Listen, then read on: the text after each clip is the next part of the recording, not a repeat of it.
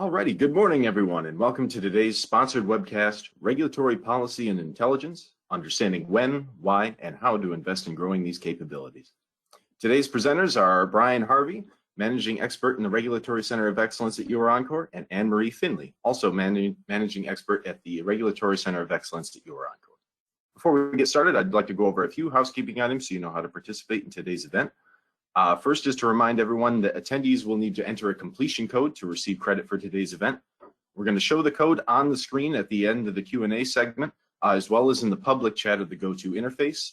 This code will also be distributed after the program ends in the follow-up email that gets sent out. To claim credit for the event, you just need to enter the code into the learning portal, and this is shown on screen here. Just enter the code into here or here at the actual event level. And you can claim credit for today's event. So today we've also taken a screenshot of an example of the attendee interface. You should see something like this on the right-hand side of your screen. So to participate in today's event, if you'd like to switch over to a telephone call, if you're having difficulties hearing with your computer audio, you can click on the phone call button here, and it will display the phone number, the access code, and the audio pin to connect via your phone. Additionally, we have a handout section here as well, so we have a PDF copy of the slides for you to access there. And at the very bottom, you should see a questions tab. So if you enter your questions here for the staff, we'll address those there at the end of the program, live on air. So let's see. So without further ado, I'll hand things over to Beth to kick off the program and introduce our presenters.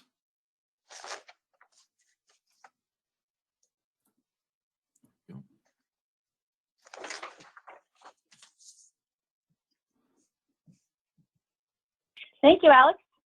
Hello, everyone. Thanks so much for joining us today. My name is Beth Egan, and I am the Director of Marketing at EuroEncore. It is my pleasure to be making a very brief cameo today, just to introduce our speakers and EuroEncore to those of you who may be unfamiliar with our company. Regarding the bulk of today's presentation, as Alex mentioned, I will be leaving that to the real experts on the line, which include Anne-Marie Finley and Dr. Brian Harvey. Some of you may be familiar with Anne-Marie, as I understand she's quite involved in the RAPS organization. Anne-Marie is also a managing expert with EuroEncore's Regulatory Center of Excellence, a former vice president of government relations and public policy at 3 leading global pharmaceutical companies, and a subject matter expert in regulatory strategy for pharmaceutical and biotech organizations. As a former executive of regulatory policy and current president of Biotech Policy Group, Anne-Marie has developed robust regulatory solutions and provided holistic perspectives for the entirety of her career. She is currently on the board of directors of the FDA Alumni Association and was named to the list of the top 50 global thought leaders in orphan drugs and rare diseases by the World Orphan Drug Congress. As, quote, an expert with access to different national regulators, Anne-Marie has a unique, holistic perspective on the challenges surrounding orphan drug development across multiple markets. Dr. Brian Harvey is a physician and biochemist with academic research, clinical practice, US FDA regulatory, biopharmaceutical industry, and nonprofit experience. He currently provides regulatory advice for biologics, drugs, and medical device development programs. In addition, he volunteers as the Executive Vice President, Science and Regulatory at the nonprofit Global Liver Institute based in Washington, D.C. Prior to his current activities, Dr. Harvey held positions as Vice President of U.S. Regulatory Strategy at Pfizer and Vice President of U.S. Regulatory Policy at Sanofi Aventis. We welcome you both and thank you in advance for what we know will be a fantastic presentation today. Thank you so much. For those of you unfamiliar with EuroEncore, we're a specialized consultancy offering strategic and operational support services to clients in the life sciences industry. Our team consists of accomplished industry veterans like Anne-Marie and Brian, who provide outcomes-oriented solutions across the product development lifecycle, with centers of excellence specializing in quality, regulatory, and clinical challenges. Through our Regulatory Center of Excellence, we are able to provide our clients with both strategic advisory and operational support as they navigate compliance with global regulatory agencies. Our diverse team includes former industry executives, practitioners, and FDA professionals who are well positioned to help our clients anticipate and mitigate risk. We provide effective strategic guidance for every regulatory milestone along the drug development continuum, experienced counsel on emerging regulatory intelligence and policy, and tactical hands-on support for day-to-day operations and regulatory submissions. And with that, I'm going to turn it over to Anne-Marie, but just to quickly cover what we're going to be speaking about today, we have quite a diverse group on the line. So we will be starting out by just talking a little bit about, level setting the stage about what we mean when we talk about regulatory policy and intelligence. We're going to be discussing how an absent or inadequate regulatory policy and intelligence function can adversely affect a company, how performing an assessment of the current environment and regulatory needs at your organization can help you, and ultimately some of the benefits of really developing a strong function and how it contributes to the growth and development of your company. Finally, we'll be wrapping up and answering some of your questions. We have two great experts on the line today, and they are certainly well positioned to engage with each of you and answer any questions you might have. And with that, I'm going to turn it over to Anne-Marie. Thank you, Beth. I thought we should establish what it is we are discussing when we mean regulatory policy and intelligence. There are a lot of definitions out there. It's certainly a rapidly growing subspecialty within regulatory affairs, but the one that I thought was simplest and most comprehensive comes from DIA's Regulatory Intelligence Network Group. And it's defined regulatory policy and intelligence as the act of gathering and analyzing publicly available regulatory information. This includes communicating the implications of that information and monitoring the current regulatory environment for opportunities to shape future regulations, guidance, policy, and legislation. So with that, let's discuss and move on to how an absent or inadequate regulatory policy and intelligence function can adversely affect a company. Your Encore conducted a case study of a soon-to-be mid-cap pharma, so just below a mid-cap size pharma company that realized it lacked a regulatory intelligence function and wanted an assessment of that regulatory intelligence function, what was missing, what it could achieve, et cetera. And what led the company to that point is a look at the rapid growth of the company in a very short time. I think we've all worked in companies that have experienced that level of growth. As a result, the regulatory affairs program was large, somewhat decentralized, and international. The RA staff was really overwhelmed and felt they only had time for their jobs, nothing extra. The information, resources, and subscription services within the company were poorly customized and lacked a connection to the business concerns. The RA staff all had worked, as many of us have, at other companies with the regulatory policy and intelligence function. There was really constant worry about dropping the ball and missing, a guidance or something that was going to be very key to a product that was in development. There was a lot of concern about meeting the new and differing needs of products in the pipeline. And there had been some sporadic efforts by regulatory affairs staff to create regulatory intelligence products that would meet their needs, newsletters, that kind of thing. But these efforts lacked consistency. The time constraints on the staff precluded really good development, and dissemination of the information was limited. And let's understand the impact of what an absent RI function really means in terms of productivity. And I found this really a stunning conclusion, that the RA group was individually spending an inordinate amount of time reading and digging for relevant information. And that meant guidances, it meant, policy pronouncements by trade associations, some congressional legislation, state developments, et cetera. And I guess the first question would be, how would productivity increase if a regulatory intelligence professional was assigned to distill the information, determine the significance, and develop slides, newsletters, and websites to inform the rest of the regulatory affairs team? Not every member of a regulatory affairs department gets access to library resources or regulatory databases and publications. I mean, how many of us have had to really hunt for the pink sheet when we needed it? So I think those kinds of situations are fairly common in companies and definitely play into the lack of regulatory intelligence information being readily available to regulatory affairs department members. One of the other findings was that there had been significant numbers of near misses.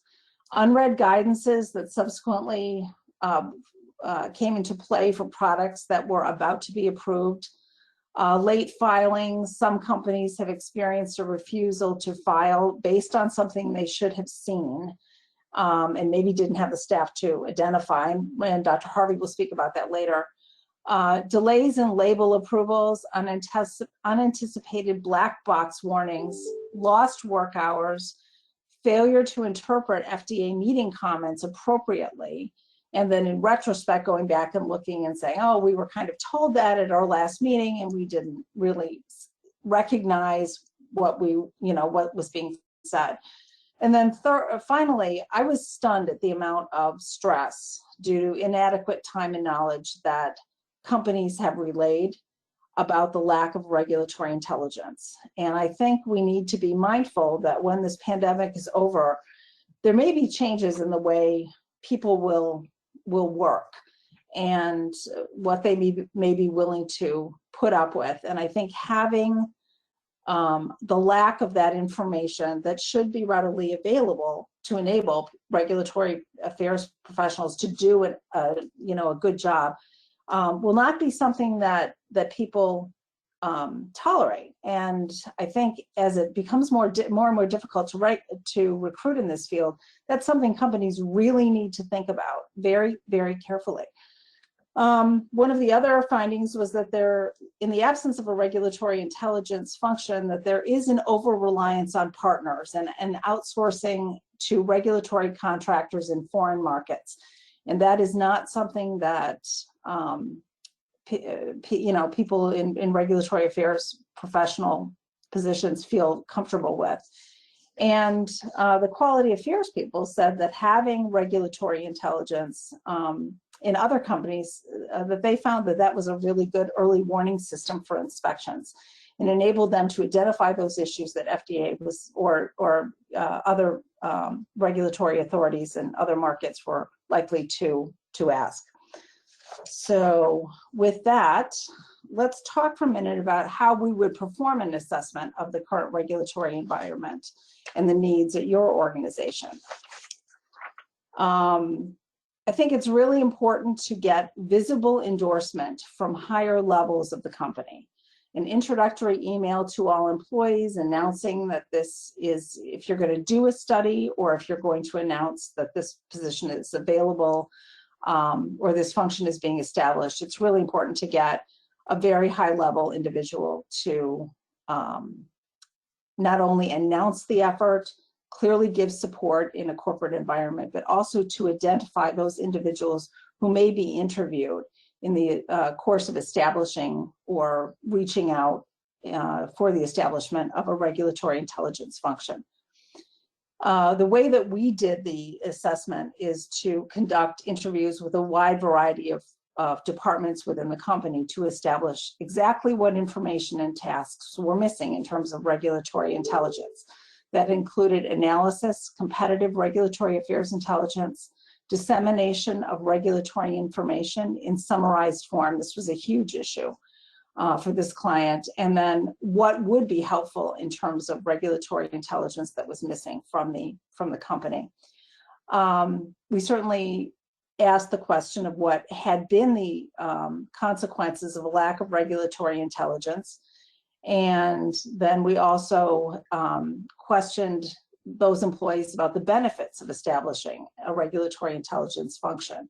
And what they said was that, they have a hugely expanding portfolio. They have new products, new markets, new therapeutic areas, and that they needed the information from regulatory intelligence to really support the company's regulatory affairs efforts in those areas.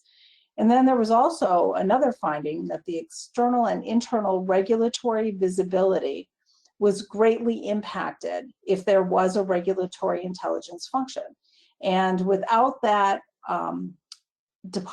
regulatory intelligence department or platform, it was very difficult to be able to establish linkages with a wide variety of other areas, including regulatory affairs, clinical development, early development, competitive intelligence, if that existed within the company, corporate affairs and government relations. And this is this particular department came up quite a bit as more and more legislation is seeking to essentially get into the regulatory affairs realm with PDUFA, et cetera.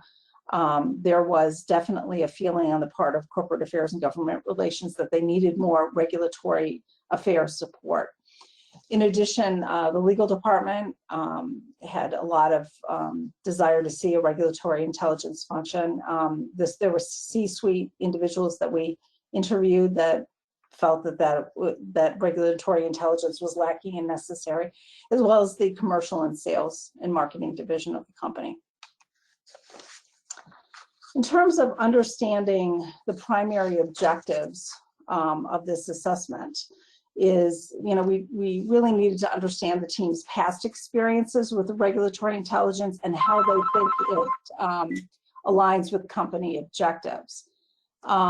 In addition, we needed to understand the unique needs based on function and clarity of those objectives and determine if there were gaps in key capabilities or if there was internal misalignment. For example, if any divisions of the company created any type of regulatory intelligence process to meet their own needs. And we found, surprisingly, that several divisions had created newsletters or an individual in-house website that tried to fill in that gap. The problem was the resources were not available to make that a consistent effort.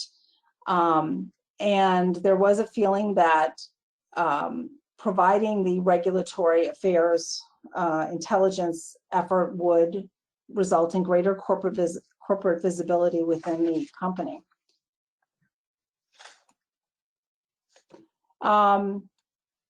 In terms of performing an assessment at your own organization, you really need to obviously identify the strengths, weaknesses, and capability gaps for delivering services.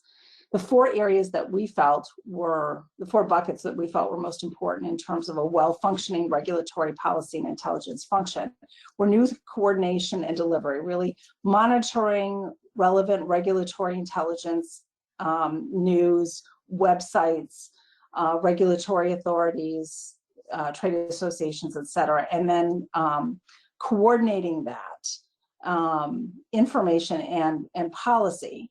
That would also include organization and management of comments on regulatory policy issues with an external focus. In terms of knowledge management, we really needed to have regulatory intelligence somehow embedded in company activities, often within project teams, is very helpful, especially as new and interesting regulatory challenges come up. And then fourth, we found that there were a lot of ad hoc requests from management, generation of company-specific regulatory intelligence research.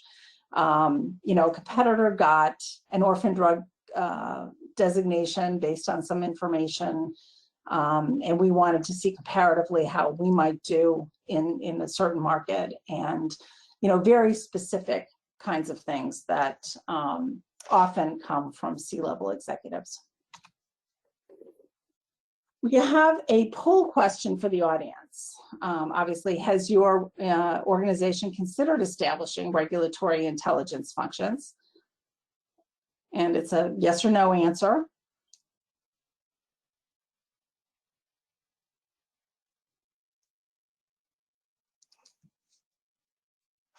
If you want to click that, we'll get the results. And then the second question is, has your, oh, I'm not there, I'm sorry. I'll wait for Alex to do that. You got about 65% of the votes in. Okay, thanks.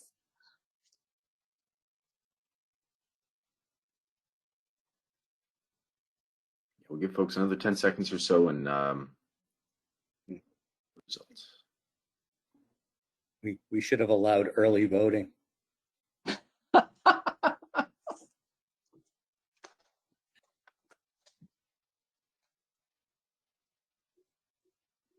Okay, so we'll shut down the poll there and show the results. We had about 58% said yes, 42 said no.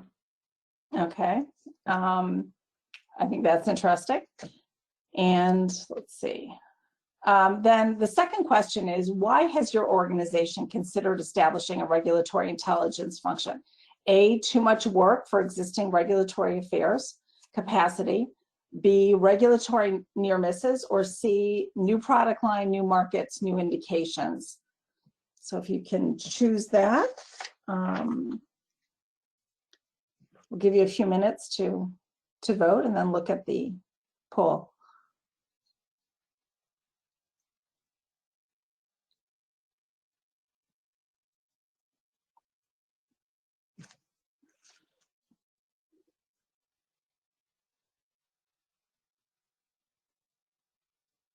Okay, got about 50% no. Give it a few more Okay. seconds.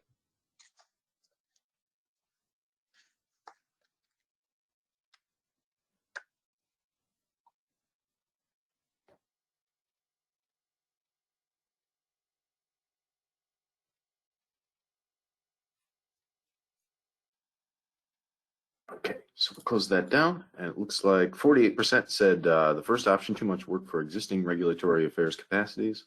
11 said regulatory near misses, and 41 said new product line, new markets, and indications. So that's very consistent with the work your Encore has done and what our clients have told us. So I think that that's a useful poll and a useful point of departure. So with that, let me turn this over to my colleague, Dr. Brian Harvey, who will give us some case studies on how regulatory intelligence and policy supports growth and development of companies. Take it away, Brian. Thank you so much, and I thank you for that comprehensive review. And it takes us into these examples, and of course they'll be de-identified, but and of course the important is not so much the details of the specific example, but of the points that it illustrates and the role that regulatory intelligence can play to inform companies and to have the ultimate goal. For me, the ultimate milestone is an FDA approval. And so there are a number of different issues, and actually, as Anne-Marie, as I was listening to your overview, it's not just those organizations that are considering setting up a regulatory intelligence function. It's the ones that have one that have had it dismantled, or has had them starved of resources. And so much of regulatory intelligence is realizing certain trends, and part of that comes from experience. And I'm amazed when I'm dealing with some very large companies, when you have the team and you find that most of them have less than 5 years of experience. And so there's an element. Regulatory intelligence is not just information, it's also the ability to interpret that information. And in addition, I think some of the groups that have provided vendor services where they provide daily email updates, the data is important, but it's the interpretation of that data and the application of that to the specifics of the individual company. So one of the things that I do, I know you do too, is you look at trends across the FDA organization. And of course, nowadays, where both traditional drug products and biologics often use the same or similar clinical trial endpoints, there may be a trend in CBER, Center for Biologics, that then impacts on CDER. More often than not, it's the other way around. As you know, CDER is a very large organization. They have specialists and subspecialists, And one of the points I'll be touching on, over the past few years, Janet Woodcock has instituted a massive reorganization in the Office of New Drugs, O&D, where they've broken down the divisions into functional units. And there's nothing in CBER, Center for Biologics, that compares to that. And so one of the things that you look at is if you have a product in the biologics group, whether it be gene therapy or cell therapy, immunotherapy, you have to look and see where might the driver be from, where might the advice be coming from. Luckily in oncology, Rick Pazder has the Center of Excellence, and they do an excellent job coordinating, but it's a little bit more difficult in some of the other therapeutic areas. If the budget needs to consult with CDER, it might be a trend that's easy to miss. So I think that's one of the aspects that regulatory intelligence brings. Also, FDA rejections in one area have an impact on other areas. Competitive behavior is self-evident. The real impact of a new FDA guidance. And my one pet peeve, and those who know me know, if I'm in a meeting and a senior company person says, well, that's only a draft guidance, we want to wait for the final guidance, it means they don't understand the term guidance. Guidance is guidance. Guidance is FDA's best thinking at the time. It evolves, it changes. I'm trying to think of other words that I've heard at FDA meetings. But if something's in a draft guidance, it's something to be considered. And many times there's that essence in the later guidance. So in some of the case studies we'll talk about, there was an indication in the draft guidance, and even though the final guidance didn't come out until January 2020, the tea leaves or the writing was on the wall years before.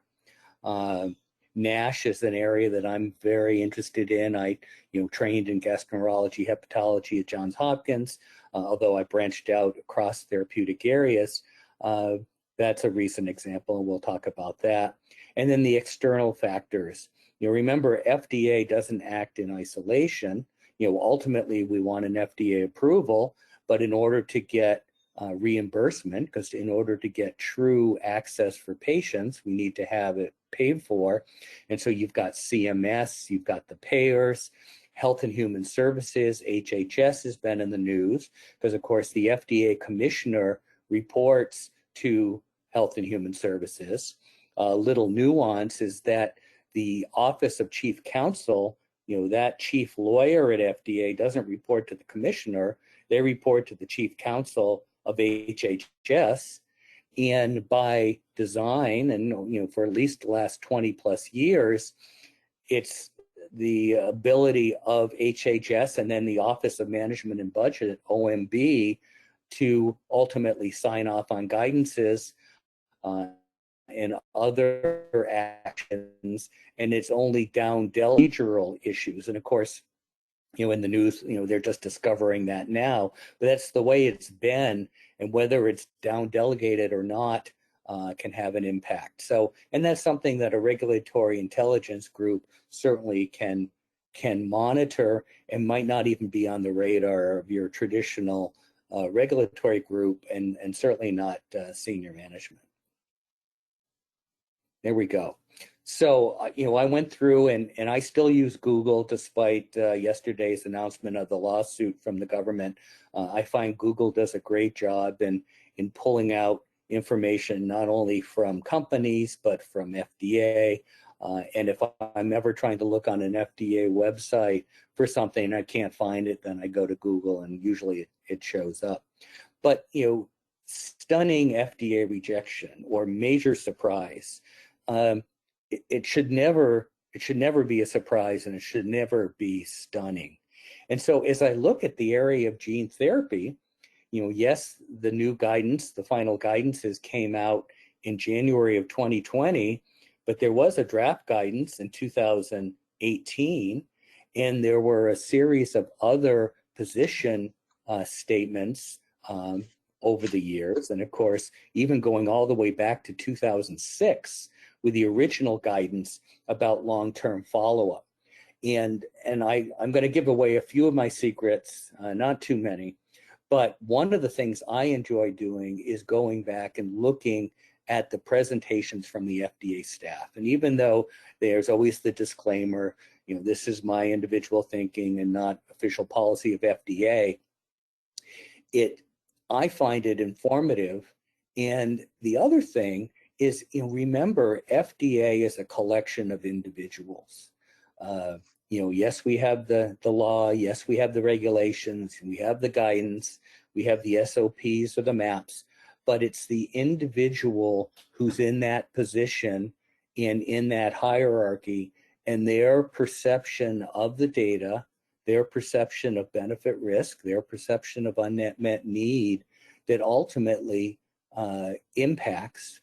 And in this case, with a gene therapy, there was much information available publicly, if you knew where to look for it on the FDA website and elsewhere, that a gene therapy that's for a lifelong condition, where certain statements are that it may need to be followed for 15 years for safety, it's not much of a stretch to consider that you might have to follow it for 2 years for efficacy. And so looking across centers, in the Center for Drugs, in the cardiorenal group, there was a public meeting sponsored by FDA, EMA, and the Kidney Society, looking at renal function and changes in renal function. And they came to the conclusion that for an endpoint, a clinical endpoint, not just a surrogate, but a clinical endpoint that would give you a traditional approval, you need to follow kidney function for 2 years. And so that was endorsed by this public meeting back in 2018. There were publications in that time frame. And so when there are activities or complete responses or actions that the agency takes now in 2020, it's been 2 years since this information came out. Center for Devices, even though devices are very different from drugs and biologics, in the weight loss space, there was a device, lap band, which some of you are familiar with. And FDA Center for Devices required 2 years data because they wanted to see that the durability of response, that the weight loss over that first year was at least maintained or at least not totally lost over a 2-year period. And so 2 years, 2 years, 2 years, for me, that makes a trend. And so it shouldn't be stunning nor a major surprise. And in the rare disease space, it seems like there are a lot of surprises for people, but I always go back to the original law in the rare disease orphan back in 1983, which is ancient history for most. And when you talk to Henry Waxman and you talk to Orrin Hatch, I had the good fortune of working for Orrin for a year as a congressional fellow and had a lot of interaction with Henry Waxman. It was clear to both of them that they didn't want to have a lower standard for approval. They didn't want someone to see that this was an orphan product and it was somehow substandard or subtherapeutic. They wanted to try to encourage orphan approvals through a series of incentives, but still maintain the same level of benefit and risk, but in a paradigm where it was more flexible in order to apply the regulatory rules. So once again, it shouldn't be a surprise. This is just a sort of like I said, I went through whenever, surprise, and it's not a surprise, it's a massive surprise. In the gene therapy space, of course, it's not only the clinical trials, but as from history, we know in biologics, it's the manufacturing. When I started at FDA, there was no such thing as a BLA. It was a PLA for the product and an ELA for the facility. And of course, you could have a PLA approval without having your facility approved. And then, of course, with FDAMA, the second PDUFA in 1997, it was around that time frame that they combined it all into a BLA. But to me, that was always clear that so much of a biologic is the manufacturing, the CMC. So when one is considering regulatory intelligence, don't forget the regulatory CMC, because even if you do focus in on the clinical trials, you don't want to get tripped up by a CMC trend that might get missed. And then, another organization had a stunning rejection for a blockbuster rheumatoid arthritis candidate. And once again, durability of response, 2 years comes up. And, if you do public searches, and I love to go to clinicaltrials.gov. I think that's a wonderful resource for many individuals, especially regulatory intelligence folks. You look at the endpoints and you look and see, well, the primary endpoint was 12 weeks. Another primary endpoint was 24 weeks. And then they go out to 52 weeks. But where's the data for 2 years? And then you go and you look at a competitor, let's say a JAK inhibitor or an RA that was approved years ago, back in 2012, and you go to clinicaltrials.gov and you see clinical trials that have 24 weeks, 52 weeks, 2 years.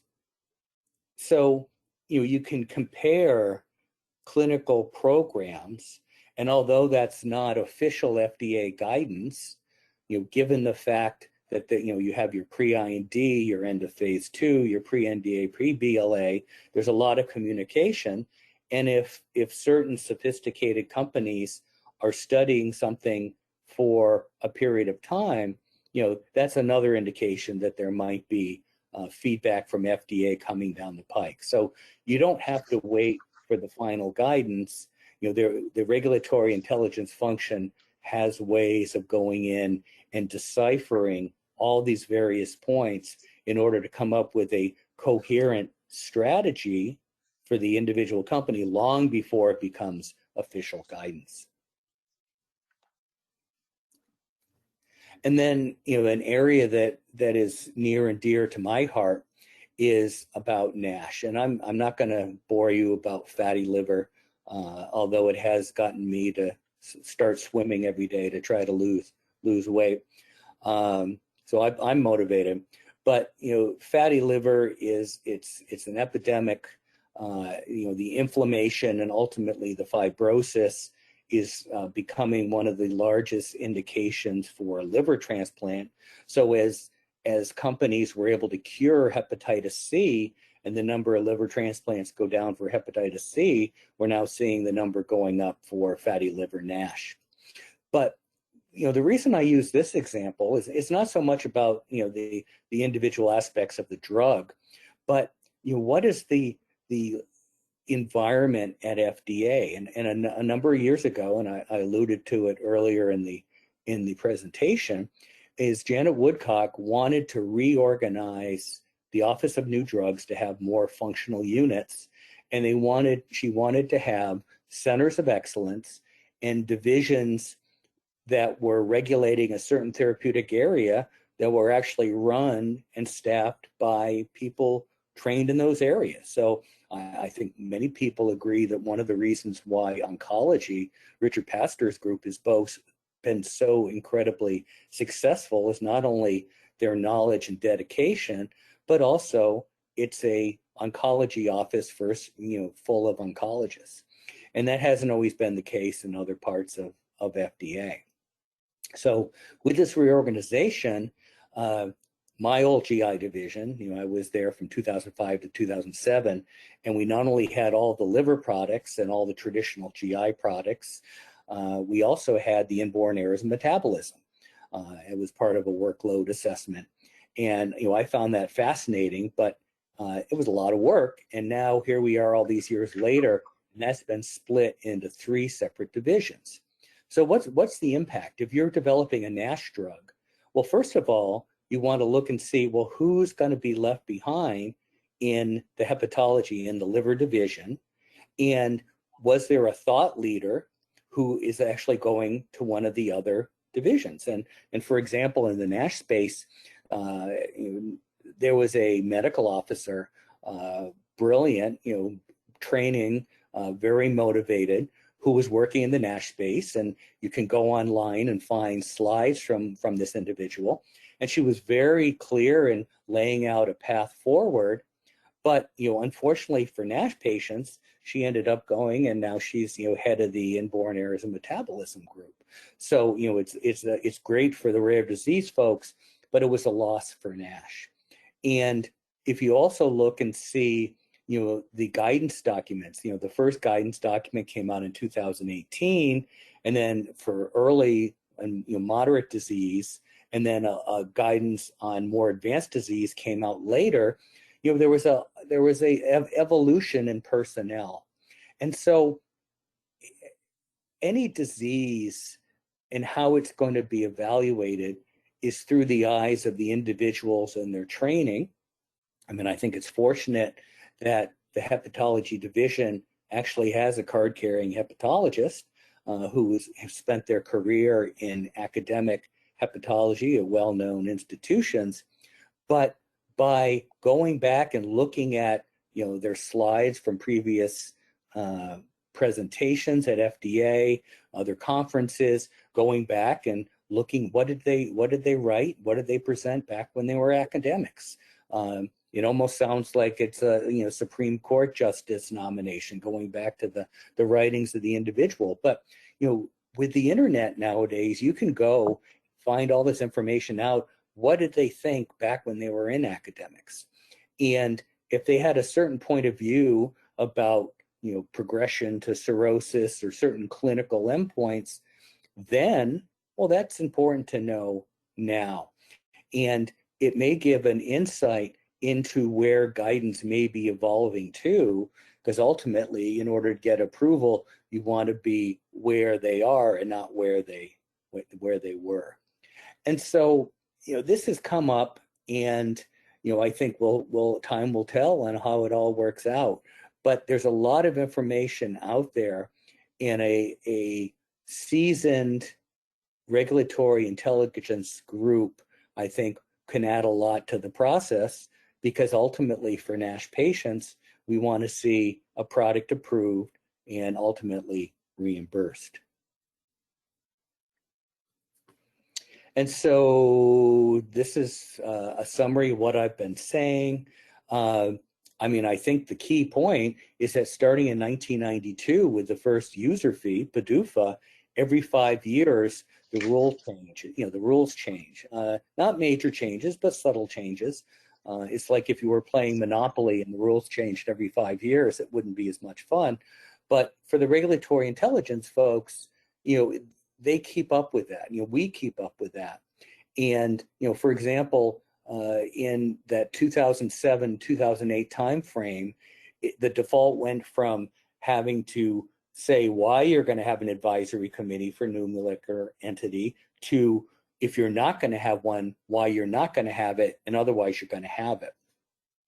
And subtle changes like that might not catch the eye of senior management at the time, but if you're in your first review cycle and it's a new molecular entity and an indication where there's never been a product approved, and you're not scheduled for an advisory committee, that may indicate that the advisory committee is not going to come that cycle. And now I'm just speaking more broadly. This comes up on a regular basis.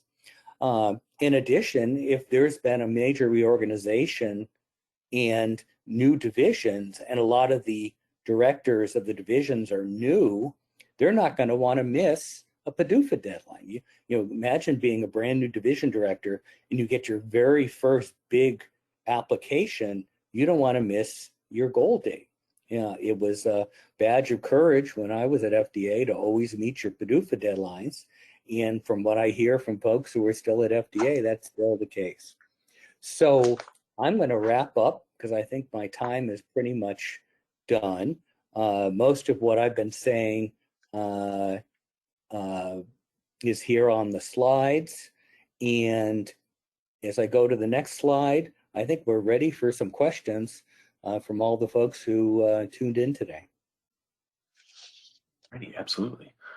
So looking at our list here, where our first question comes in, asks, in performing an assessment of the need for a regulatory intelligence function at my company, what is the most important element for success? I'll take that question. I believe it's the support from the higher management. I think that's really what defines people's willingness to support this and to see it as valuable. Well, and I agree 100%. You know, traditionally it's hard to come up with metrics. You know, when different groups do their yearly reviews and they, you know, so many approvals or so many sales, and, you know, there are these objective measures in other areas, it's difficult sometimes to come up with analogous measures in the regulatory intelligence arena, you know, and by just listing guidance documents or, you know, FR notices or whatever, that doesn't necessarily resonate. But being able to show examples where the regulatory intelligence information gave a heads up for something that was coming down the pike. And unfortunately, in the beginning, it might be an opportunity that was missed, but by showing that value, you then are able to institute it and have the support, because a regulatory intelligence function, in order to be effective, has to have adequate support. And it's not just the dollars, it's also, you know, the environment, and that the information is provided to those individuals who will use it, and then it's actionable.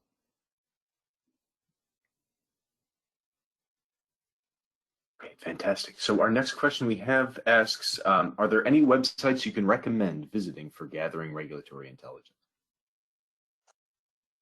I usually use the professional societies. I use the FDA and HHS.gov, and use European agencies and other regulatory agencies in other areas of the country. I mean, I think that's the problem, that if you put somebody in a position where they've got to be responsible for monitoring all this information and going out individually and looking at all of those websites, that's almost impossible to do with a current regulatory affairs workload, which kind of speaks to why we need regulatory policy and intelligence as a defined function. What seems to be most effective is when the product teams and the regulatory affairs team tell the regulatory policy and intelligence, or, you know, this is what we need. So, you know, please monitor for these kinds of things. But I think it's very easy to miss something if you're responsible for doing that in addition to your full-time job. Well, and one of the things I try to do is, there are certain therapeutic areas that I focus on, and there are certain boutique emails that come out either from, you know, the advocacy organization or affiliated groups or the academic groups. And so and all of the things I sign up for are free. And so I get those daily emails, and then I supplement it with, I've been a member of the Massachusetts Medical Society since I was an intern back in 1989. And so I get the New England Journal emails. And so, you know, I get a heads up on what's coming in the New England Journal. But, you know, I go to the FDA website and I look, and I don't always find things. But then I go elsewhere. Clinical trial, I spend a lot of time on clinicaltrials.gov. And then when I'm trying to figure out things on FDA personnel, Often the FDA website is out of date or delayed in their postings. But if you go to the DHHS, so Department of Health and Human Services employee search engine, you plug in the name and you get information, but you can actually use it. Here's one of my secrets. You can use it as a reverse search engine. So you don't put in a first name or last name, you put in the agency and you put in the organization, and then you can print out who's now in that organization.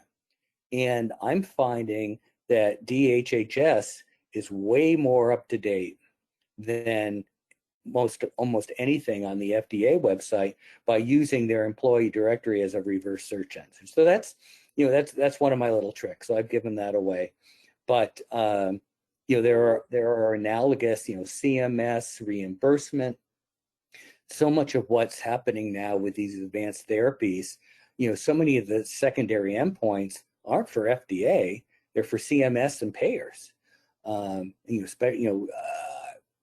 It's going to be critical that gets incorporated in starting back, end of phase 1, early phase 2. By the time you're in your phase 3 trial, it's almost too late, because you can't just have a laundry list of secondary endpoints. They want to see that it's a real effect in order to get paid for. So you need to have, your primary, you need to have a lead secondary, you need to have the hierarchy, conservation of alpha, all those great things we hear the statisticians say, and of course you got to win every step of the way. But if you do that, then you've got some real data to not only get the FDA approval, but to get reimbursement.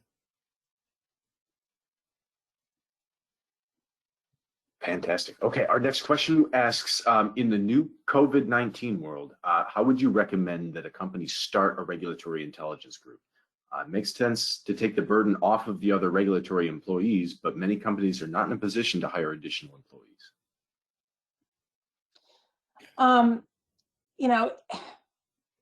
You can designate somebody, but in my opinion, in my experience, it needs to be a full-time person within regulatory affairs to do these kinds of tasks.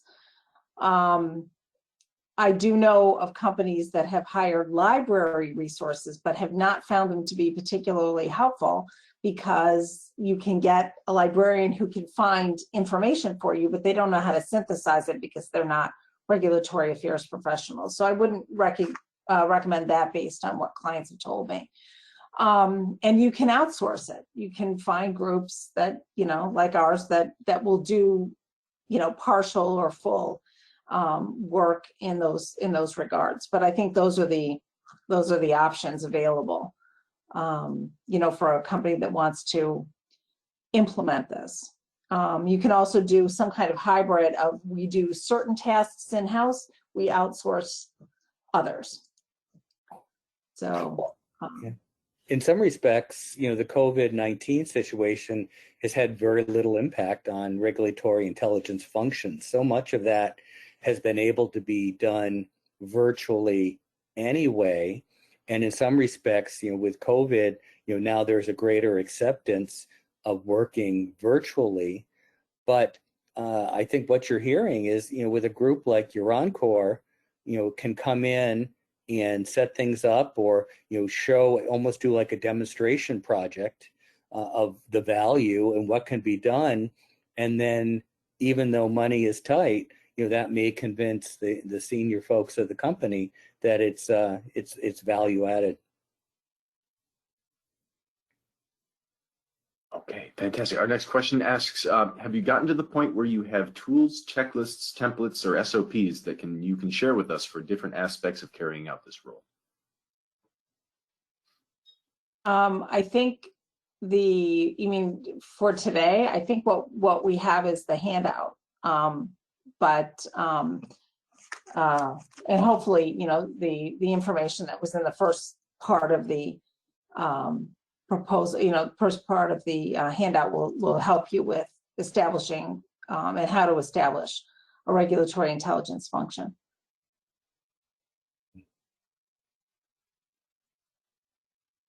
Alrighty. And another question we have asks, can you please suggest a regulatory policy database like Cortellis is good for regulatory intelligence? Similarly, can you suggest for regulatory policy? I think you just answered your own question. Oh, you're saying for regulatory policy. I use multiple things. I probably shouldn't endorse anything, but I can tell you that you can get a lot of information off the RAPS website. They have a daily newsletter that I think is very well done with some analysis as well. Fidley will have, you know, seminars and publications, etc. So you can rely on those. And then in terms of policy, you know, that's a good point. I don't think there is a dedicated regulatory intelligence product that incorporates everything. So I think you have to find a couple of things that would do it. But if you're concerned about the cost of these things, which everyone is because they are very expensive, I would definitely look for the new ones and the overall news type, you know, Health News Daily, that kind of thing. Pink Sheet should have some of it. And I hope those sources are available to you and useful. Well, and just to add to that, you know, one of the values of a regulatory intelligence function, but it, you know, the information is available to anybody, is on the FDA website and going to see what advisory committee meetings are coming up. You know, every advisory committee now is being held virtually. You know, either access to the web, and sometimes it's better to watch the advisory committee and to see the policy evolving than just to get someone else's take on it. But once again, you need to have a group that has the time and the dedicated resources of time in order to do that. But it's free. It's on the FDA website. I mean, tomorrow there's the big COVID-19 vaccine advisory committee, and I'm going to tune in, not because I'm doing anything for vaccines, but there might be some insights into evolving FDA policy in that one area that can impact other areas. So it's something that plays into our strength in regulatory intelligence. Fantastic. Okay, so I think we have time for a couple more questions. And this one asks, is there a risk of reading too much from FDA's tea leaves of guidance, staff changes, et cetera, and drawing inaccurate references? How would you guard against that? Well, that's an interesting question. That's like, don't care too much. Yeah, I mean, you don't want to over-interpret, but if we see that sponsors are being stunned and surprised, I think it's better to, forewarned is forearmed. And although nothing is 100%, I think for those of us who have been around for a while, knowing the individuals and knowing their past actions and past statements have provided insights over and above traditional sources. Obviously, nothing's 100%, but I think one of the functions of a good regulatory intelligence organization is to do an analysis. Well, how did we do? How were our predictions? We saw the X, Y, and Z and predicted this, and that happened. Were we off? How do we fine tune? And it's almost like a model. I wish we could plug it into an equation, but it's more of a higher level function than that. But I think a good organization has that feedback and say, well, this is how we did. How can we improve the predictive function in the future? And I think what clients have told us is that the issue isn't so much just the information, it's the interpretation. And I think, that's almost a dedicated subspecialty within regulatory affairs. Alrighty, so I believe we are at time. So to make sure everyone's schedules still line up for 1 o'clock, I think we will conclude today's program. So thank you very much, Brian and Anne-Marie, for your time and expertise this afternoon. I know our audience definitely really appreciates that. So I'm going to take a moment to return my screen share here to let you know about the completion codes one more time and to provide that code to you guys for the program. So bear with me one moment while I bring this up. Great. Thank you, everybody. Thank you. So we have on the screen again where you can enter the completion code. So this is in the RAPS Learning Portal here in this side panel. There's a box there for you to enter this code. And the code for today's event is on screen now. I will also paste this code here into the chat so that you have easy access to it. I mentioned earlier, but just to reiterate, this code also will be issued at the end of the program in the thank you email that gets sent out. So thank you all once again for attending. And again, the code is there in the chat. Thank you all for attending today's program, and I hope you have a great rest of your afternoon. Great. Thank you so much. Thank you.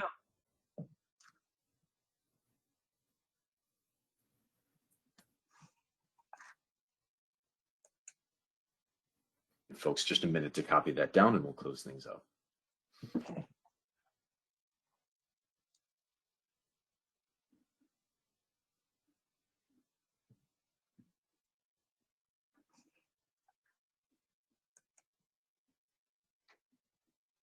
Alrighty. Thank you all once again. Thank you all once again, and please have a great rest of your afternoon.